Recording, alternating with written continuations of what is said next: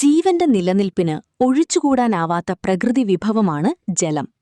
എന്നാൽ ഭൂമിയിൽ ഉപരിതല ജലത്തിനോ ഭൂഗർഭജലത്തിനോ മാസങ്ങളോളം വർഷങ്ങളോളം അനുഭവപ്പെടുന്ന കടുത്ത കുറവിനെയാണ് വരൾച്ചയെന്ന് വിളിക്കുന്നത്.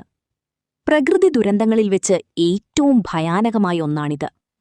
മഴയുടെ അളവിലുള്ള കുറവ്, വനനശീകരണം, കാലാവസ്ഥ വ്യതിയാനം, അശാസ്ത്രീയമായ ജലവിനിയോഗം എന്നിവ മൂലം വരൾച്ചയുണ്ടാകുന്നു.